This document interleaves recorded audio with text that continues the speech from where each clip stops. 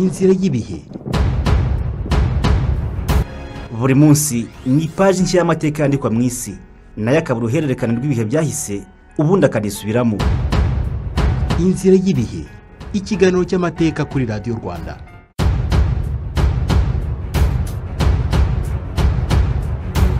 Abantu mu bihe byose bagiye babangamirwa n'abandi, inzozi zo kwisanzura ntaho zigeze zijya. Abaharaniye ubwigenge, ubwisanzure n'iterambere byabo mu buryo buhoraho, ubushobozi bwo kubikora ikiremwa muntu kirabuhorana. Igihe kiratambuka, ibintu byinshi bigahinduka ibya kera, bigasimbuzwa ibishya, icyizere gishya n'isi nshya, ibyerekezo bishya nabyo bitabura kwadukana impanuka n'ibyago bishya. Nanone impinduramatwara abantu bakazihoramo, bigahora ari umuzunguruko uteye utyo mu buryo bwisubiramo kenshi. Iki ni igice cya 12 mu ruhererekane rw'ibiganiro twabateguriye ku mateka n'iterambere rya muntu kuva ageze mu isi kugeza mu bihe bya vuba. Tugeze mu bihe biri hagati y'ikinyejana cya 18 n'icya 19, ibihe by'impinduramatwara zitabarika, impinduramatwara mu mirimo n'ibikorwa bya muntu n'impinduramatwara zaganishije mu bitekerereze mishya, nayo yagejeje abantu mu buzima bayituye babayeho ubu.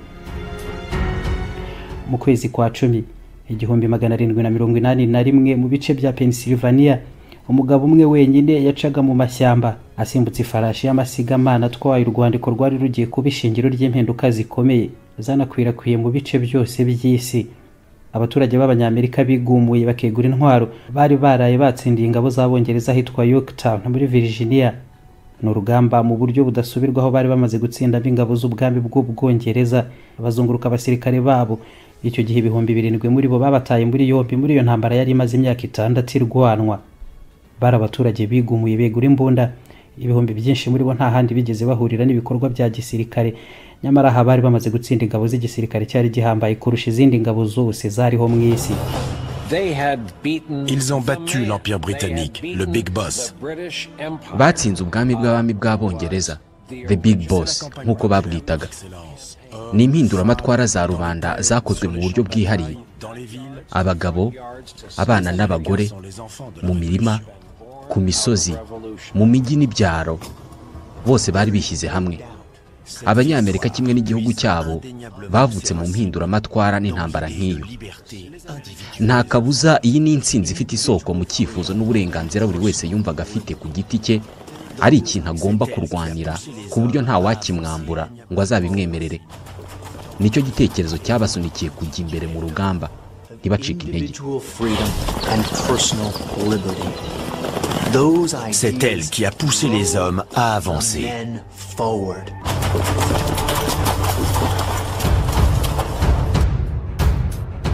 Muri izo ngabo nshya z'Abanyamerika, General George Washington yahisemo Lieutenant Colonel Tennessee Tillman abari washinga ubutumwa bwari bwihariye ari bwo bugezweho nyuma y'insinzi ku Bongereza. Kwari ukwihuta cyane, akajya kubwira abari mu nteko ishinga amategeko ya koloni 13 zari ziteguye gutangiza ubwigenge bwazo zikaba Leta Zunze Ubumwe za Amerika Continental Congress muri Philadelphia, inkuru y'uko Ubwongereza bwari bwarangije gutsindwa bidasubirwaho muri Amerika. Ubutegetsi n'ubukoloni by'Abongereza byarimo bigana ku musozo muri Amerika. Ni igihugu gishya cy'amahame mashya yihariye atarabarizwaga ahandi hariho hose cyari kivutse. Ubutegetsi bw'abaturage bwishyirirwaho nabo ubwabo, igihugu n'ubutegetsi byose byubakiye kandi bishingiye kuri demokarasi. Inkuru y'Abanyamerika bari bamaze kwikiza Abongereza no kwishingira ubutegetsi bukuru uko babyumva yari igiye gukwirakwira mu isi yose no guhindura byinshi ahandi, naho mu mpinduramatwara zihambaye zasenye ubutegetsi bw'abami mu bice bari barigaruriye bitabarika imihanda yose y'isi. Ni igitekerezo ubwo mu kinyejana cya 18 cyahise gihinduka icyo gukurikizwa n'ahandi. Umurongo n'ishingiro by'ubutegetsi bisubirwamo hirya no hino mu isi, byose bishingiye n'ubundi ku nsinzi abaturage b'Abanyamerika bari bamaze kugeraho batsinze ubwami bw'Abongereza. N'impinduramatwara n'ubundi ziteye uko zahise zigera no mu Bufaransa, mu Bugiriki, muri Polonye no mu Bubiligi. Hose rubanda begura intwaro, ubutegetsi bw'abami n'ingoma ngari bari barashinze burahirikwa. Hakurya muri Haiti naho abahoze ari abacakara baciye iminyururu barigenga, ubutaka bajyanyweho ubunyago barabwigarurira, babuhindura igihugu cyigenga cyabo, biyoborera uko babyumva n'ubutegetsi bukabaturukamo ubwabo. Muri Bolivia, Colombia na Peru, abaturage naho bashyize iherezo ku bwami bw'abami bw'Abanya-Espanye. Izo zari impinduramatwara zakozwe mu ntambara zikomeye z'ikinyejana cya 18, ariko aho nyine byari mu bijyanye ubutegetsi butangwa nande, ubutegetsi bw'abagendaga bavyo bakomoka bakigarurira ubutaka n'ibihugu bitari ibyabo mu ngoma ngari z'ubwami bw'abami bari barashinze, byo byasubiwemo biterwa hejuru birasanzwa. Muri ibyo bihe kandi icyarimwe niko hari izindi mpinduramatwara zidashingiye kuri iyi ngingo nazo zari zigiye guhindura imikorere yose ya muntu mw'isi. N'impinduramatwara zadukanye imirimo ikomeye y'inganda. Uhereye ubwo usubira inyuma mu gihe cy'imyaka ibarirwa mu bihumbi ijana yose, umuntu yabayeho akomeza kurwana no guhimba udukoresho tumufasha kurenga umurongo w'iherezo ry'ubushobozi bw'umubiri we. Ntabwo yasatura ibuye n'ibiganza bye, kandi nta n'inyamaswa yabagisha inzara ze nsa. Ntiyari guhingisha ibirenge cyangwa ngo arobe amafi akoresheje intoki. Igihe cyose yabayeho agerageza guteza imbere ubuhanga bucura ibikoresho byunganira umubiri we mu bikorwa ubuzima bwe bushingiyeho. Kugeza ubwo ibikoresho byose yari yarungutse nta zindi ngufu nanone zashoboraga kubikoresha zitari amaboko ye. Aha rero nibwo umuntu yari agiye kunguka igikoresho kidasanzwe cy'ububasha butagira iherezo mu gutunganya imirimo ye, bitanamusabye kubira ibyuya ku ngano yabibize mu myaka ibihumbi ijana yose. Nicyo gikoresho cyaje guhita gihinduka urufunguzo rw'iterambere ryose ku kiremwa muntu, ni imashini. Ubu ibyo dukenera hafi ya byose tubibona ako kanya nk'aho byahozeho, kandi byinshi ari imashini zibikora. Dusa n'abatazi ko habanje no guhimbwa imashini ubwazo. Bisa naho ubwo tutakumva ko hari ubuzima bwigeze bushoboka zidahari. Iterambere ubwaryo ni kimwe n'ubuhangange. Buriya ni ibintu bigira isoko mu bitekerezo bwite by'abantu bake mu bihe runaka. Abantu bake baba bashobora guhimba ibintu bishya, abo ngabo baba ari mbarwa. Ntibanaboneka kandi mu bihe n'imyaka yose. Ntabwo ari ibya twese. Oya. Une qualité dont sont pourvues certaines très rares personnes.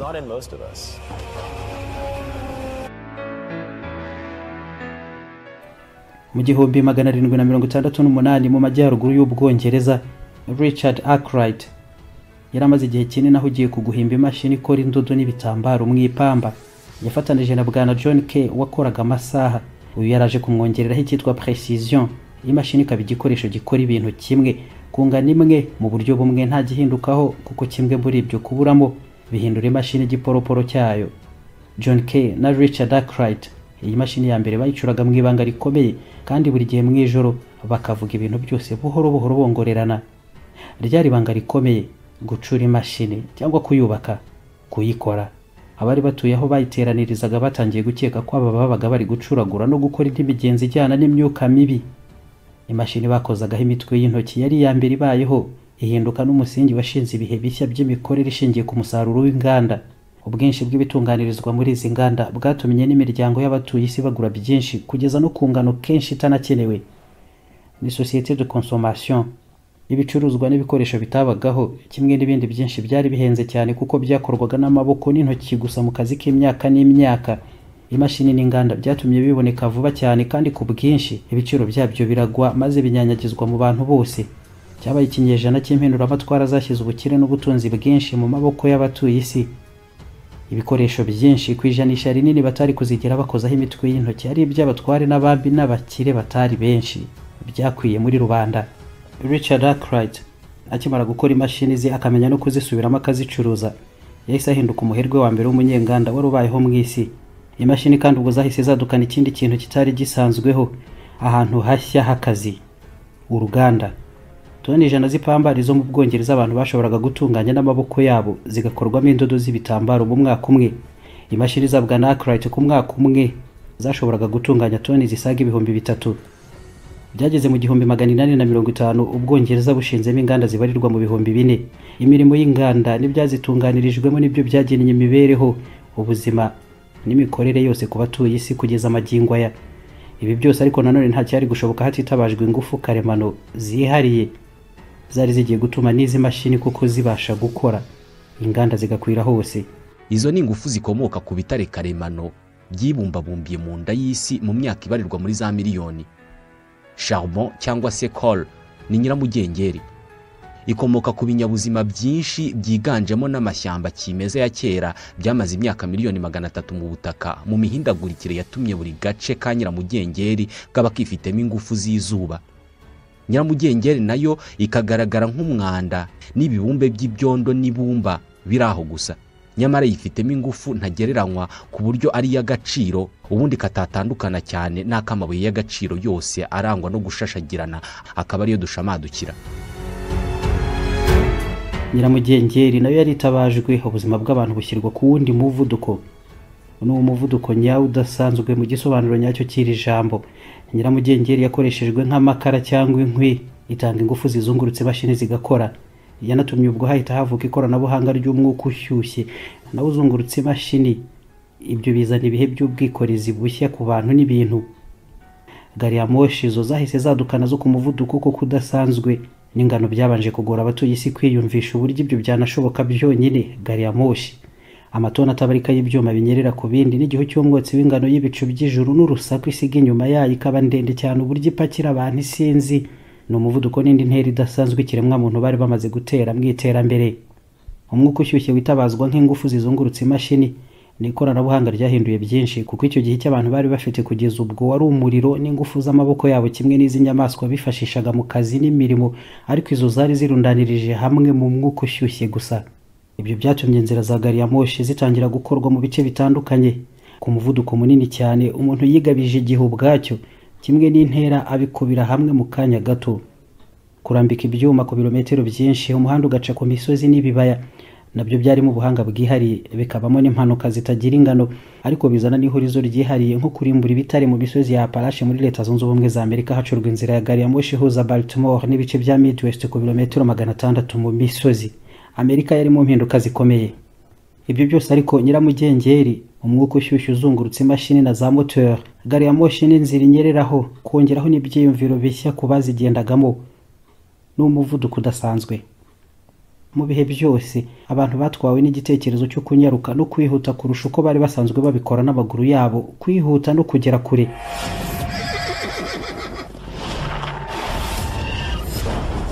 Ifarashi zatangiye kororwa n'abantu mu myaka 100 yashize.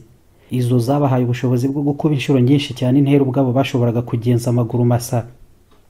Gari ya moshi zari zimaze guhimbwa no kwifashishwa mu ngendo ndende, zo zari zimaze guha abantu ubushobozi bwo kunyaruka ku muvuduko ku by'inshuro 10 uwo bashoboraga kugenderaho ku ifarashi. Igihe n'intera bahise babigenzura ku kigero gitangaje guhera ubwo. Imaginez un peu votre premier voyage en locomotive. Montez dans un wagon derrière cette énorme machine fumante.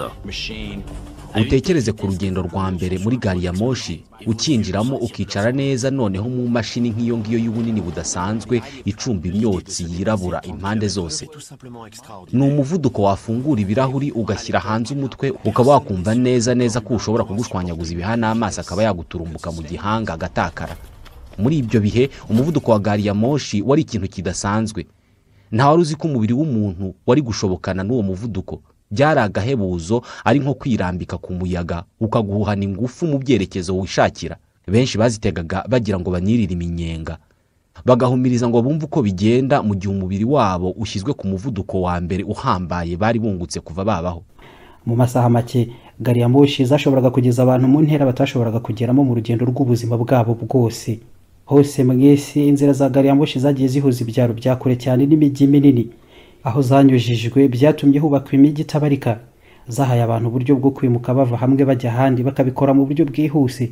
Zazanye impinduramatwara mu ngendo z'abantu ku kigero kitari cyarigeze kibaho mbere yazo. Inganda n'inzira za gari ya moshi nibyo bintu bibiri byatumye ku kigero gisumba ibindi byose abaturage bava mu bice bimwe na bimwe by'isi n'ibihugu babarizwagamo bakimukira ahandi bashaka akazi n'amahirwe mashya, ariko kenshi bagahitamo no gukomeza kuhiturira. Uko imijyi yagiye ikorana n'inganda na za gari ya moshi igaturwa na benshi ku kigero cyo guhinduka za megalopole, ni nako mu binyejana bitandukanye ahanini umwanda n'ubucucike byadukanye ibyorezo bikomeye nk'icy'ubushita cyatsembye abanyaburayi n'abanyaziya mu kinyejana cya 14, kigacisha mbake ariko kimaze guhitana abangana na 1/5 cy'abari batuye isi bose muri ibyo bihe. Virusi na za bakteri bitabarika mu mijyi yari yuzuye umwanda ntabwo byaboroheye kugeza amagingo aya. Mu myaka 50 nyuma yo guhimba imashini n'inganda kimwe na gari ya moshi, umubare w'abari batuye isi mu mijyi wikubye 3, bagera muri miliyoni 150. Mu 1854 Londres mu Bwongereza niwo mujyi munini wari uriho mu isi iteye imbere mu mirimo y'inganda, wari utuwe icyo gihe n'abantu miliyoni 2. Bari benshi, ariko 1/3 muri bo babaga mu bice by'imyanda n'ibizenga by'amazi bihoraho, ahantu hanini mu mujyi hateye nko mu kimoteri. icyo gihe Londres ku mpuzandengo utuzu tw'abari bahafite amikoro aciriritse 8 bararaga mu cyumba kimwe mu nzu nto igomba no kubarizwamo abasaga 40, abandi barara hanze hafi yayo no ku mabaraza. Icyo gihe Londres yari ituwe ku bucucike bukubye kabiri ubwo mu mujyi wa Bombay mu Buhinde uyu munsi. Madame Sarah Lewis rwagati mu mujyi wa Londres yaramaze gutakaza umwana we w'amezi 5 gusa. Vibrio cholerae ni bakteri yikuba kabiri mu minota 13 gusa ku bantu ikibasira ibifu n'amara byabo. Iyo niyo yari imaze kumuhitana. Iyo kandi kabasha kwica umuntu mukuru mu gihe cy'amasaha make gusa cyandura. Uhereye ku mwana wa Sarah Lewis mu minsi 3 kolera yari igiye kwica abandi bantu 127 muri Londres. Nta wari uzi imvano y'iyi ndwara n'icyorezo cyakomeje ubwo kwaduka i Londres. Mu gihe cy'imyaka 3000 yose kolera cyari icyorezo kibarizwa mu Buhindi honyine. Ni indwara yahavanywe n'amato na gari ya moshi ikwirakwira n'ahandi. Kolera muri ibyo bihe yahitanye Abarusiya miliyoni yose maze igira n'ubukana bukomeye kigera mu burasirazuba bw'isi. Batangiye no kwikanga ko ari ubushita bwirabura bwari bwongeye kugaruka. Muri Polonye no mu Budage naho kolera yacaga ibintu. Mu Bufaransa ho iyi kolera ikihagera yahise hitana abasaga 19,000 mu mujyi wa Paris honyine, hitana abandi 150 ikigera muri Amerika. I Londres muganga John Snow yabigize urugamba bwite. Uretse kuba yari umuganga w'inzobere kuko ibyo bitari bihagije, yanakoze akazi k'ikusanya makuru bwite ryo ku rwego rw'ubutasi. Yakurikiranye neza ibica bicwaga na kolera baturukagamo, aza kugera ku mwanzuro wo kubona ko abantu 600 bose bari bamaze kwicwa na kolera mu byumweru 2 baturukaga mu gace kamwe k'ubuso budasaga kilometero kari 2. Aho ni naho harimo umwana wa Sarah Lewis ndetse n'umugabo we mu gihe gito cyakurikiyeho yahise apfa yishwe na kolera. Muganga John Snow yakurikiranye imyitwarire yose mu ngo z'abagama bishwe na kolera, ashakisha ibimenyetso byose bashoboraga guhuriraho n'icyo bose baba barakoze cyabakururiye iki cyorezo umuntu n'umwe atarafiteho amakuru. Yaje gusanga bose barahuriye ku kuba baranywaga amazi bavomeye ahantu hamwe. Pompe imwe gusa mu zindi nyinshi zari mu mujyi, iyi yari yubatse iruhande rwa ruhurura yamenwagamo amazi y'imyanda. Aya nayo akagira aho ahurira nayo bavomaga binyuze mu twanya duto tw'inkuta zabitandukanyaga. Ivomero ryarafunzwe na kolera irahagarara mu mujyi wa Londres. John Snow yaramaze kuvumbura isoko y'icyorezo cyari cyarahinduye imijyi yo mu isi ahantu h'ibyago bikomeye, ku buryo atabikora atyo byashoboka ko n'imijyi itashoboraga gukomeza guturwa ku bucuci kigezeho ubu. Amazi mu mijyi ni ikibazo gikomeye imijyi itaratera imbere myinshi kirwana nacyo magingo aya. Amazi yanduye uburyo asohorwa mu mujyi akabisikana n'andi meza atagira aho ahurira, n'ihurizo n'ubu ritarakemuka mu mijyi myinshi mu isi. Londres umwe mu mijyi ikomeye mu isi ubu, muri iyo myaka yagana 1850 wari umujyi w'umunuko udasanzwe kubera amazi mabi, ibyondo n'imyanda yabarizwaga hose. Ni umunuko ukomeye watumye inteko ishinga amategeko y'Abongereza iterana bashyiraho ingamba. Ubwubatsi bwihariye bugenewe imijyi bwabaye urufunguzo rw'iterambere ry'imijyi no gushoboka k'ubuzima bwiza ku bayitura. Za ruhurura z'i Londres nuko zamenyekanye, ibirometero bisaga 2000 byazo munsi y'ubutaka bw'umujyi. Uhereye ubwo mu myaka 40 yakurikiyeho, uburyo bushya bwo kuyobora amazi hanze y'imijyi mu Burayi bwatumye indwara zikomoka ku mazi mabi zigabanuka ku ijanisha rya 40. Ntabwo ubuzima bushoboka neza mu mijyi minini mu gihe amazi atabagenzuwe mu buryo bukwiye. N'ubuhanga bwo kubaka imiyoboro y'amazi mu mijyi bwatumye uyu munsi habasha kubaho imijyi migari iturwa na miliyoni nyinshi z'abantu kandi ntibahure n'indwara zidasanzwe za buri kanya nka kolera n'ibindi byorezo. Ubwubatsi bwihariye mu mijyi, guhimba imashini n'inganda. Ubwongereza bwabitangije bwahise buhinduka igihugu cya mbere gikize mu isi. Ikirwa gito cy'abaturage miliyoni 17 cyari gihindutse isoko y'urumuri rw'iterambere ry'impinduramatwara zavuguriye imikorere yose mu mirimo ya muntu no kubyaza umusaruro inganda. N'iterambere naryo ritari rije nk'ubufasha n'umunezero ku batuye isi. Inganda zari zikeneye iby'ibanze bituma zikomeza gukora no kubyara umusaruro, byagombaga gushakirwa ahandi naho byaboneka hose mu ntambara zitoroshye. Ubwongereza bwahise buhinduka igihugu cy'igihangange gusumba ibindi. Abongereza nibo bagezaga ku isoko 1/2 cya nyiramugengeri yose yari ikenewe mu isi, kimwe na 80% by'ibikomoka ku ipamba byose. Banki ya Londres yari ikingiranyemo amafaranga n'ubutunzi by'agaciro gasumba ibyara ahandi hose mu isi biteranirijwe hamwe. Ubwongereza bwatangiye mu nyungu z'ubucuruzi n'iterambere ry'inganda zabwo, ariko byose byaragiye buhindutse ubwami bw'abami bugari. Ubwongereza na mbere yo gutangira gushinga ubwami bw'abami bugari bwahise buhinduka ubw'ubuhangange bwo guhangana n'igihugu cyari kibukubye inshuro 40 mu buso. Igihugu cyari cyaranasigaye ukwacyo ku ruhande, amasiganwa y'iterambere ry'inganda kitarayashambadukiye kibereye ukwacyo. Ubushinwa miliyoni 300 z'abaturage. Ubwo Abashinwa bari 1/3 cy'abatuye isi bose bariho. Ubwinshi bwabo si ubw'ubu, mu gihe abongereza bo batarengaga miliyoni 17. Abashinwa n'imico gakondo, igihugu cy'ubukungu mpuzamahanga cyari kimaze imyaka myinshi cyane kikingiranye ukwacyo, nta bandi bantu bashaka guhura nabo cyangwa se ngo bagire ubufatanye ubwo ari bwo bwose n'ubuhahirane bagirana. Bariyeri zose abashinwa bari barashinze impande z'ubuso bw'ubutaka bwabo zari zigiye kuvanwaho zose biturutse no ku kintu gito, ikimera kimwe n'indabo zacyo. Tariki 12 z'ukwa 12 mu 1838, Canton mu majyepfo y'Ubushinwa, hari umugabo wari wahawe igihano cy'urupfu, yari ashorewe agiye gucibwa umutwe. Abacuruzi b'abongereza bari aho bareba. Ibyo biteguraga gukoraho byari bigiye gutangiza intambara yakomeye, igira n'ingaruka zitoroshye mu mibarire y'ibice by'uburasirazuba bw'isi n'uburengerazuba bwayo. Ni intambara yashingiwe ku gicuruzwa kidasanzwe ariko cy'inyungu zihambaye hafi kurusha ibindi byose, opium. Yiva mu matembabuzi y'ururabo rw'ikimera cyitwa Pavos somnifere, gituma umuntu arekura dopamine ku ngano nini kurusha uko bisanzwe mu rwungano rw'imitekerereze ye, bikamuzamurira mu kanya gato akanyamuneza n'ingufu zo gukora vuba ibyo yumva ko bimufitiye akamaro kandi anashishikaye bidasanzwe. Umushinwa Ho Lao Chin yari afite akabari nyabagendwa k'iki kiyobyabwenge cya opium. N'ibiyobyabwenge yaranguraga n'abacuruzi b'abongereza banihingiraga pavo mu Bushinwa. Ku Bongereza cyari ikirombe cy'amafaranga atagira ingano, ariko kikaba icyago kitoroshye ku Bashinwa bari barabaswe nabyo kwijanisha rinini cyane. Opium ni ikiyobyabwenge cyacurujwe cyane mu kinyejana cya 19, kiranahererekanwa kungana ikindi gicuruzwa icyo ari cyo cyose kitigeze kigeraho. Abongereza bahaye Abashinwa opium nyinshi kugeza miliyoni 11 muri bibazizengeje, ubuzima bwose bagahora bahungetwa. Cyari icyago ku baturage banganaga batyo b'igihugu kimwe, abenshi inshuro 15 kurusha babaswe na heroine muri ibi bihe muri Leta Zunze Ubumwe za Amerika.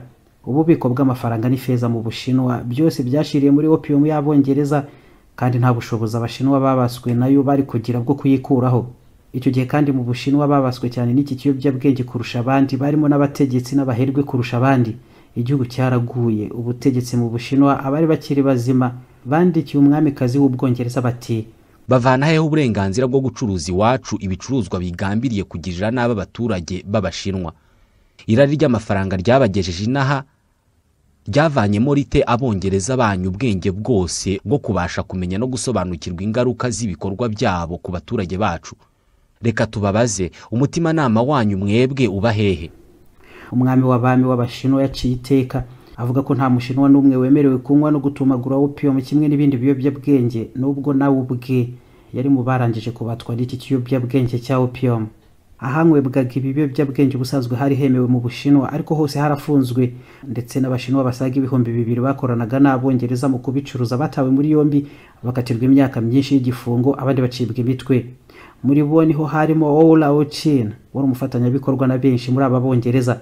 Umwongereza James Innes niwe wari ukuriye ubu bucuruzi bwose, yahise atangiza intambara kuri aba Bashinwa ababuza kwica Ho Lao Chin, aho yahavuye yiruka, ariko atangije intambara nyirizina. Abongereza baratsembye banga guhagarika ubucuruzi bw'inyungu zihambaye, batyo bavanaga muri ibi biyobyabwenge bacuruzaga n'Abashinwa ku ngufu mu kagambane k'ubutegetsi bwabo, kuko ari ubucuruzi bwinjizaga 1/6 cy'amafaranga yose mu isanduku y'ubwami bwabo. Ibiyobyabwenge bacuruzaga na miliyoni zisaga 300 z'Abashinwa, nta handi bari bakeneye kubicuruza hatari aho. Ni isoko ryari ribahagije kuko Abashinwa bari 1/3 cy'abatuye isi bose. N'ubucuruzi ku ngufu bwari bufatiye runini n'Ubwongereza. Abashinwa nabo bihagazeho batuma Umwongereza tuzongera gufatira ahangaha ahinga pavo anacuruza opium, nta kindi natwe tuzirirwa dukora kitari ukumuca umutwe, nta rundi rubanza. Umwaka umwe utaranarangira ibingibi bishyizwe mu bikorwa, Abongereza bahise batangiza intambara yeruye, batangira gusuka ibisasu biremereye ku nkombe z'Abashinwa mu bitero byeruye. Ingabo z'Abashinwa zari nyinshi, inshuro 26 kurusha iz'Abongereza mu ntambara nk'iyo yari ishingiye kuko tumvikana gusa ku bucuruzi bw'ikiyobyabwenge. Aho Ubwongereza igihugu cyasumbyaga ibindi byose ubuhanga mu mirimo y'inganda, birumvikana aho bari bafite intwaro z'ubukana bwo kwica no gusenya inshuro 10 noneho kurusha Abashinwa. Nta kabuza intsinzi yatashye ku ruhande rw'Abongereza. Mu myaka 40 yose yakurikiyeho, ibiyobyabwenge Abongereza bacuruje n'Abashinwa ku ngufu byabinjirizaga miliyoni 10 z'amalivre buri mwaka, ayo ubu ngubu bahwanye n'akayabo ka miliyari 700 z'amayero. Inganda n'ubucuruzi mu kinyejana cya 19 byari bimaze kugira Ubwongereza igihugu cy'ubuhangange gisumbye ibindi byose mu isi. Ubwongereza buhoro buhoro bwarimo buhinduka mu bwami bw'abami bugari bwabayeho mu mateka yose y'ikiremwa muntu mu isi. Ubwami bw'abami bwashizwe kuva muri Afrika y'Epfo kugera muri Australia, ukongera guhera muri Hong Kong kugera muri Canada, ubwami bw'abami bwashinzwe mu isi yose. Ubwami bw'abami bwashinzwe ku butaka izuba ritarenga na rimwe kubera ubugari bwabwo. Bivuga ko hamwe habaga ari mu ijoro, ahandi ari ku manywa, ariko hose ari mu bwami bwabo. Ubwami izuba ritarenga, ubwami abandi batabuze kwita ubwami bw'abami amaraso atigeze yumamo, kuko batasibye no mu ntambara muri ibyo bice byose bitandukanye. Hakurya ya Atlantika, indi ntambara ishingiye ku bwumvikane buke yari yadutse muri Leta Zunze Ubumwe za Amerika. Igihugu abaturage b'Abanyamerika beguye intwaro bakishingira muri demokarasi y'agatangaza cyari mu gicikamo ibice. Igice cya ruguru cyari cyarashingiye ubukungu bwacyo ku mirimo y'inganda, cyari gihanganye n'icyepfo cyashingiye ubukungu bwose ku buhinzi. Ni igice cyarimo leta zimwe mu zigize Leta Zunze Ubumwe za Amerika ubu zari zarakomeje ubuhinzi bwo ku kigero cyo hejuru, imirima migari cyane, zikitabaza abakozi b'abacakara basaga miliyoni 4 birabura, benshi bakomoka ku bavanywe muri Afurika baguzwe nk'ibicuruzwa. Mu majyaruguru, imisingi iki gihugu cyashinzwemo y'uburenganzira bwa buri wese kureshya imbere y'amategeko ku bantu bose yatumye baca ubucakara, kandi bagashaka ko ari nako bikorwa ku butaka bwose bwa Leta Zunze Ubumwe za Amerika. Mu majyepfo ibyo ntabwo babikojejwe. Beguye imbunda bati mugume ruguru, natwe dutangiza ubwigenge bwacu, dutandukane namwe. Kumvikana ntabwo bigishoboka. Intambara yarose ubwo. Perezida Abraham Lincoln ubucakara ntiyabushakaga, kandi ubumwe bw'igihugu nabwo yagombaga kubukomeraho. Mu kwa karindwi 1863, Gettysburg muri Pennsylvania, nyuma y'imyaka 2 y'intambara, ingabo z'ibice by'amajyepfo zari zimaze gukandagira mu majyaruguru. Inganda kugeza ubwo nazo zari zimaze gushyira imirimo yazo mu gucura imbunda zari zigezweho. Muri iyo ntambara hagati y'Abanyamerika ubwabo, uretse ko n'abantu bigenga binasanzwe ari ihame ko babana babisezeranye, bakumvikana igihe babishakiye, n'igihe kumvikana binaniranye nabwo bakarwana. Aha nabo barasanye hagati yabo hifashishijwe imbunda yari igezweho icyo gihe, sharps y'umurambararo w'umunwa wa 52. Nk'izi izibarirwa mu bihumbi 90 zari zarakorewe mu nganda zo mu gice cya ruguru cya Leta Zunze Ubumwe za Amerika. Zari zigeze ku bushobozi bwo kurasa amasasu 13 ku munota. Zari zifite ubushobozi bwo kwihuta mu kuzirashisha bwangu no gupakiramo andi masasu inshuro enye kurusha mosike z'abagenzi babo bo mu majyepfo, zikanarasa mu ntera ya kure inshuro 5. Imbere ku rugamba cyari ikinyuranyo gihambaye mu ntwaro zifashishwaga ku mpande zombi. N'ubundi nibyo byakwisubiramo igihe cyari cyo cyose abahinzi bagerageza kurwana n'abanyenganda bacura imbunda mu gihe bo basarura ibihingwa. Ni intambara yari ibayeho bwa mbere, intwaro nazo zishobora gucurirwa mu nganda zari zigezweho, ku buryo n'amasasu yakozwe mu buryo yica bitagoranye, ku buryo nyine mu munsi umwe wonyine w'imirwano ubwiza ingabo z'amajyepfo zageragezaga kwigarurira umujyi wa Gettysburg honyine, abasirikare barasanye, maze 9,000 muri bo bagahita bahasiga ubuzima, abandi bagakomeretswa byo kuba nta kindi babasha gukora uretse no kurwana mbere yo kuvurwa cyangwa gutegereza urupfu. Intambara nk'iyo yashingiye ku kunyurana kw'amahame mu baturage bamwe, yarangiye inahitanye Abanyamerika 600,000. Ni intambara ariko nayo yatangiriyemo ubundi buvumbuzi bukomeye mu by'ubuvuzi. Niho hatangiriye ikoreshwa ry'ibinyabishya mu kubaga inkomere. Ibinya nka trichlorometane cyangwa chloroforme, iterambere ry'ubuvuzi bugezweho ryashyizwe kuri serivisi y'inkomere muri iyo ntambara, ku buryo ijanisha ryo gukira ryatumbagiye kuri 60. Ibice by'amajyepfo mu ntambara barwanye uko bashoboye kose, ariko iby'amajyaruguru byari bifite amaturufu yihariye yagombaga kugeza ku nsinzi nta kabuza. Uburyo bw'itumanaho bushya bwatumaga abasirikare imbere ku rugamba bakomeza ibiganiro n'ubuyobozi bukuru mu mijyi ya kure. Inganda zabo zabakoreraga imbunda n'amasasu byihariye, kimwe n'inzira ndende za gari ya moshi zanyarukanaga ingabo byihuse ku ntera ndende no kuzigezaho ibyo zari zikeneye zose zigakomeza intambara. Mu mezi 4 yakurikiyeho Gettysburg habereye urugamba rukomeye muri iyi ntambara, niho Perezida Abraham Lincoln nawe yahisemo kuvugira ijambo ryihariye ryaranze amateka mu gihe kinini mu gikorwa cyo gufungura irimbi ryahashinzwe. Ati, Il y a 87 ans, nos pères ont donné naissance sur ce continent à une nouvelle nation conçue dans la liberté. Ubashize imyaka 87 abakurambere bacu bahimbye igihugu gikomeye kuri uyu mugabane, gishingwa mu mahame y'ubwigenge n'ubwisanzure. Ni igihugu nacyo kidashobora kubaho kitishingikirije ihame cyubatsweho ry'uko abantu bose bavuka bareshya. Nitwe rero tugomba gukora ibishoboka ngo n'aba bazize amahame nk'aya twaharaniye, kandi tukemera kumena amaraso yacu kuri ubu butaka nk'icyo gitekerezo gisumba ibindi byose mu bituyobora, babe batararwaniye ubusa ngo bazire ubundi. Nitwe kandi ku bufasha bw'Imana tugomba gukora ibindi byose ngo iki gihugu kivuke bundi bushya mu mahame twifuza y'ubwigenge bwa buri wese no kwisanzura nyirizina.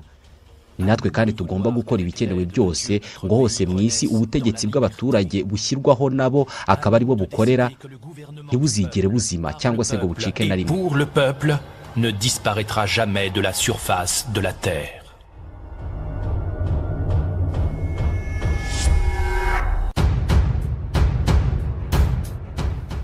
amajyaruguru yaratsinze, abacakara basaga miliyoni 4 birabura bose bararekurwa bahinduka abaturage bigenga ariko bakomeje kubura uburenganzira bwo kureshya na bagenzi babo b'abazungu muri icyo gihugu. N'ubu nturugamba rukomeje.